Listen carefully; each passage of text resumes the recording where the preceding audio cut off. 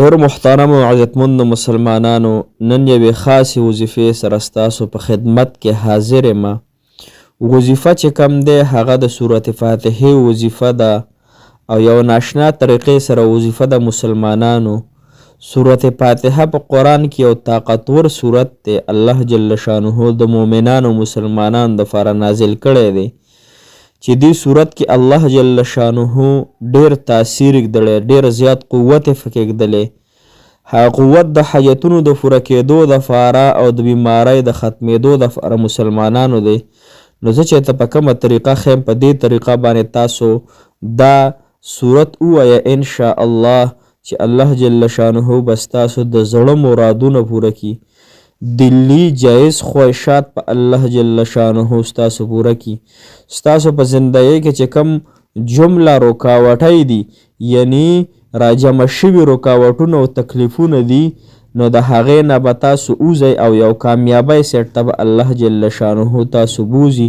نو مسلمانانو دا وظیفه تاسو یو ورځ وکئ انشاءالله. الله جل شانه نه امید دی چې ورسره ستاسو دا تمام مشکلات او جایز خواهشات الله جل شانه د خپل دربار نه پوره کړي. السلام علیکم ورحمت الله وبرکاته. ډېرو محترم او عزتمند مسلمانانو، زه شروع کوم په نوم د هغې رب چې هغه د عرش او فرش مالک الله دی. مسلمانانو چې هغه ډېر زیات طاقتور او بهترین رب دی. زما او ستا سره ډېر زیات محبت کوي هغه رب. مسلمانانو هغه رب چې الله جل شانه په جناب محمد رسول الله صلی الله علیه وسلم باندې قرآن کریم نازل کړی دی. هغه رب مسلمانانو چې په هغه قرآن کریم کې الله جل شانه یو صورت د سورت فاتحې نازل کړی دی چې په دغه صورت کې الله جل شانه ډېر حکمتونه بیان شوي. د الله جل شانه سره پکې خبرې بیانې شوي دي. د الله جل شانه نه پکې مدد غوښتلی شوی. مسلمانانو نو دې وظیفې سره به رب کریم زما او ستاسو هغه ناممکن حیاتونه او ناممکن ضروریات الله جل شانه په خپل حکم او په خپل اراده سره انشاءالله پوره کوي. خو هغې نه مخکې مسلمانانو یو دوه خبرې تاسو په خپل ذهن کې کېږدوئ. دا وظیفه به تاسو یو هفته کوئ، یعنی یو ورځ دې وکړه، صرف بیا دې بله ورځ وکړه، یعنی 7 ورځې به دا وظیفه تاسو مسلسل کوئ. او طریقه یې ډېره اسانه ده او ویل هم ډېر اسان دي، یعنی څو فیرې ویل دي هغه هم ډېر اسان دي. د یو زیارت نه به شروع کوئ د بل زیارته پورې به وایئ، یا د یو شروع د ورځې نه به شروع کوئ د بلې شروع په ورځ، یا د جمعې د ورځې نه به شروع کوئ د بلې جمعې، یا د خیالي یا د اتوار. خو بهترین ورځې پکې د اتوار نه واله بل اتواره پورې، یا د جمعې په شپې یعنی د زیارت ورځ د واله د بل زیارته پورې، یا د جمعې. دا 3 ورځې پکې غوره ورځې دي مسلمانانو. نو په دې ورځو باندې دا وظیفه تاسو انشاءالله شروع کئ. دا وظیفه به تاسو د سحر مونځ د سنتو او د فرضو ترمنځ کوئ. هر کله چې سنت وکئ نو سنتو نه پس به فورا فرض نه کوئ، یعنی په دقیق ټایم کې چې کله سنت وکئ سنتو نه پس په خپل ځای باندې کښېنئ او دا وظیفه په دې ترتیب او په دې طریقه سره تاسو شروع کوئ. مسلمانانو خو دې نه مخته د لحاظ قابل د خبره درته وکړم محترمو چې دې وظیفې سره به تاسو تمام په تمامه ټول ګناهونه پرېږدئ. ګوره په دې دنیا کې د ټول نه زیات لیکلو والا کتاب څه دی؟ هغه عملنامه ده. په دې وخت کې چې کم په دنیا کې د ټول نه زیات لیکلو والا کتاب دی هغه زما او ستا عملنامه ده. په آخرت کې چې کم کتاب د ټول نه زیات لوستونکی دی او هغه څه شی دی؟ عملنامه ده. نو مسلمانانو ورونو او خویندو چې دا عملنامه چې کومه ډېره زیاته لیکونکې ده اوس په دنیا کې، دا د ګناهونو په وجه باندې دا عملنامه مه ککړوئ. د ګناهونو په وجه باندې خپله عملنامه مه ډکوئ چې سبا بیا شرمندۍ او الله جل شانه تم سر ښکته کړی وي او الله جل شانه سره د ډېرو نعمتونو، سره د ډېرو مال دولت او راحت سره الله جل شانه په دربار کې بیا سرونه ښکته کړي وي او ګناهونه دومره وي چې هغه د غرونو برابر وي. مسلمانانو نو دغه خبرې نه تاسو ځان وساتئ چې خپله عملنامه په ګناهونو باندې ککړول پرېږدوئ هر هغه ګناه او هر هغه فعل پرېږدوئ کم باندې چې رب خفه کیږي. او په دې زمانه کې د ټولو نه غټه ګناه او چې ډیره کیږي مسلمانانو ګناهونه خو ډیر دي لیکن بدنظري ښځې لګیا دي پردو سړو ته ګوري، سړي لګیا دي پردو ښځو ته ګوري، که په موبایلو کې ګوري، که داسې په لارو کوڅو کې ګوري، که په بازارونو کې ګوري، یا د غیر محرمو سره لاس میلاوخل، هغوی ته سلام وغیره کول، مسلمانان دا ګناه ډیره عام ده. او بله دا خبره چې تاسو 5 وخته مونځ شروع کوئ، دې وظیفې سره خو په پابندۍ سره 5 وخته مونځ تاسو کوئ.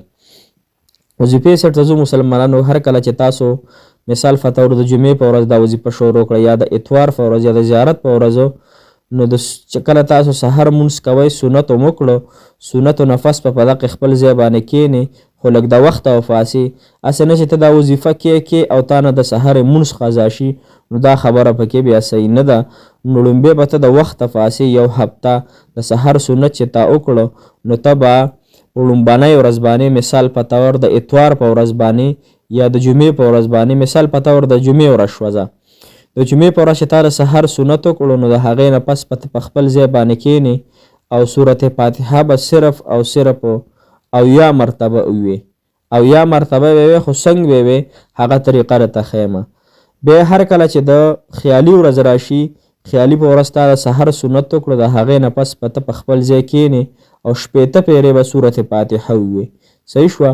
د ګل په ورځ د اتوار په ورځ چې دی مسلمانانو د سحر د سنت او فرض او منځ کې 50 پیرې به تاسو صرف او صرف سورت فاتحه ووایئ. د اتوار په ورځ باندې به تاسو صرف او صرف 40 مرتبه سورت فاتحه ووایئ. د ګل په ورځ باندې به تاسو 13 مرتبه سورت فاتحه ووایئ. د ګل 9 په ورځ باندې به 20 پیرې سورت فاتحه ووایئ. او د شورو په ورځ باندې به دغه 20 پیرې ووایئ او د زیارت په ورځ باندې بیا 10 پیرې ووایئ. یعنی په لومبۍ ورځ به تاسو 70، په دویمه ورځ 15، په دویمه ورځ 50، په دریمه ورځ 40، په څلورمه ورځ 13، په پنځمه ورځ 20 او په شپږمه ورځ باندې تاسو صرف او صرف 10 مرتبه سورت فاتحه ووایئ. دا د تقریبا د اتوار ګل 9 شروع زیارت دا تقریبا د یوې هفتې وظیفه شوه مسلمانانو. نو د اویو نه شروع کیږي او 10 مرتبو ته رارسي. خو دا به ستاسو وایئ څنګه، د دې طریقه څنګه د مسلمانانو د دې طریقه تاسو واورئ. طریقه یې دا ده چې کله ته بسم الله هره پیره به ورسره بسم الله الرحمن الرحیم خامخا وې، خو بسم الله به څنګه به دې ځي ته اوس لږ غوږ شه چې تاسو دې وظیفه کې بیا غلطېږئ نه. بسم الله الرحمن الرحیم، رحیم دی که نه رحیم بیا خیری څه شی دی میم دی. نو تاسو به داسې کار کوئ چې بسم الله الرحمن الرحیم رحیم الحمد لله رب العالمین. ها دې ځای کې به دقسې وایئ. ګورئ بسم الله الرحمن الرحیم الحمد لله رب العالمین الرحمن الرحیم مالک یوم الدین إياك نعبد وإياك نستعين اهدنا الصراط المستقيم صراط الذين أنعمت عليهم غير المغضوب عليهم ولا الضالين. صحیح شو کنه؟ دقه زی پوری وی تاسو دقه طریقې سره وایئ، خو ګوره خیال به کوئ ته بسم الله الرحمن الرحیم رحیم الحمد لله رب الحمد بنوي ها دې ال دې لکټ شي الحمد لله الرحمن الرحیم وای. ها دا به تاسو دغه طریقې سره وکئ او هر ورځ چې کوئ نو خپل حاجت د فاره دعا غواړئ. ان شاء الله چې دا حاجت ستا په تقدیر کې وي، نو د دې حاجت د پاره به الله جل شانه تعالی اسباب مهیا کوي. ستا د پاره کو د مثال په طور د نکاح وي یا د رشتو وي یا د جنگ جګړو وي یا د کاروبار د پاره وي یا دغه رنګې مسلمانانو د ویزې د پاره وي، هر قسم یا د بیمارۍ د پاره وي، دغه جایز حاجت په دی الله جل شانه ان شاء الله په دی یو هفته کې دننه پوره کوي. مسلمانانو وظیفه پرېږ نه دی، ډېره بهترینه وظیفه ده او آسانه هم ده. الله جل شانه دې ستاسو زما تمام حاجتونه پوره کړي. الله تعالی دې ستاسو د زړه مرادونه پوره کړي. زه دعاګو یم، تاسو ما ته دعاګانې کوئ. زه هم حاجتمن یم، تاسو هم حاجتمند یئ. حاجتمند چې د بل حاجتمند دپاره دعا کوي الله تعالی یې قبلوي. الله تعالی ستاسو تمام حاجتونه پوره کړي. جزاک الله خیره.